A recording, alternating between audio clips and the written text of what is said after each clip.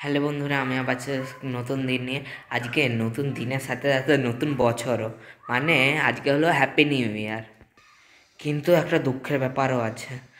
আমি এই বছর ক্লাস 9-এ উঠে গেছি। আমার তো ভেবেই কান্না পাচ্ছে। আর 2 বছর পর আমি মাধ্যমিক দেবো। এই দেখো আমার ক্লাস 9-এর বইগুলি। আমি অনেকগুলো জোগাড় করেছি, অনেকগুলো বই দোকান থেকে কিনেওছি।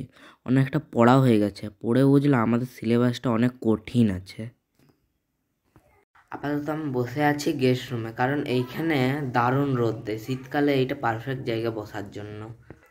আর আরেকটা কথা, আজকের দিনে আমরা যা করব ওইটা আমাদের সারা বছর কন্টিনিউ হবে। তার জন্য মা আমাকে 2 ঘন্টা আজকে পড়িয়েছে সকালবেলায়। আমি ভাবছি আমি আজকে বইয়ে মোলার লাগিয়ে নেবো, মানে যেগুলো আমি নতুন বই দোকান থেকে কিনেছি সেগুলোই। যেগুলো আমাদের স্কুল থেকে দেবে সেগুলো আমি পরে মোলার লাগিয়ে নেবো। আগে তো বাবাই মোলার লাগাতো, কিন্তু এখন আমাকেই করতে হবে এটা।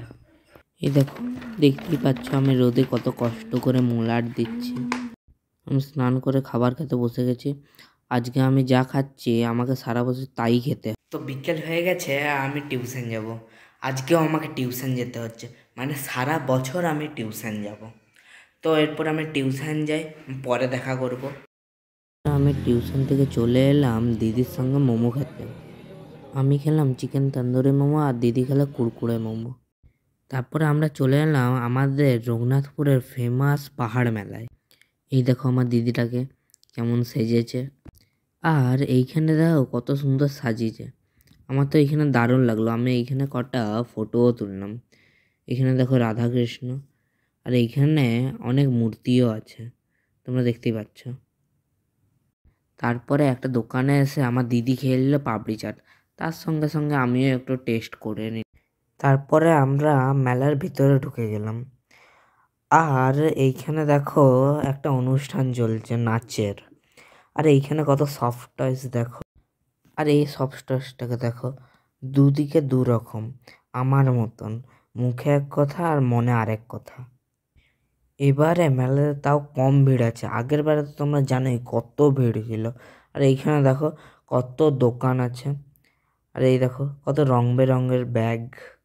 তারপরে আমরা গেলাম বাসনপত্রের দোকান। বাসনপত্রের দোকানে আমি একটা খুন্তি উঠিয়ে দেখছিলাম, না রেখে দিই, নাহলে এই খুন্তি দিয়ে আমার গরম ছ্যাঁকা খেতে হবে। এইখানে অনেক কিছু ছিল, কিন্তু কিছু নিবার ইচ্ছা গেল না আমাদের। আমি কটা সস্তা আংটি দেখতে এলাম, তাই রাখির জন্য আমি নিয়ে নিলাম। তারপরে আমরা আবার গেলাম সফট টয়েসের দোকানে, আর আমার দিদি একটা সফট টয়েস নিল। Same to same.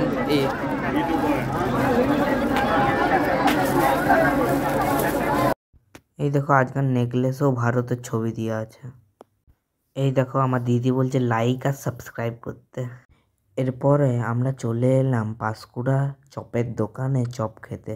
এ দেখো আমরা দুজন মিলে চপ খাচ্ছি। আমার মনে হয় আমার দিদিটাই পুরো চপটা খেয়ে নেবে।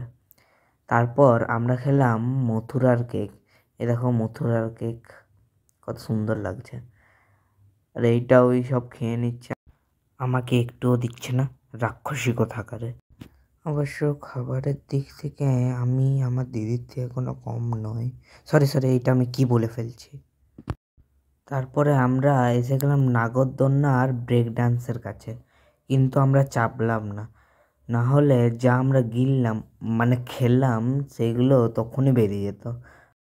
তারপরে আমরা ঘর চলে গেলাম পাঁপড় খেতে খেতে। ঘর ফিরে আসার সময় আমরা একটা দেখলাম বাঁদর, যেইটা অনেকটা দেখাচ্ছিল আমার দিদির মতন। আমি আসার সময় নিয়ে এসেছিলাম ফুচকা আর পাপড়ি চাট। এ দেখো ফুচকা, আর আমার দিদি খাচ্ছে পাপড়ি চাট, আমিও একটু নিয়ে এলাম। আর আমরা পেঁয়াজিও নিয়ে এসেছিলাম, এই দেখো আমি খাচ্ছি। তো এরপরে আমরা শুতে চলেছি। তো আজকের জন্য এতটাই। ভিডিও ভালো লাগলে লাইক করো, এরকম আর ভিডিও দেখতে সাবস্ক্রাইব করো। Thanks for watching, bye bye.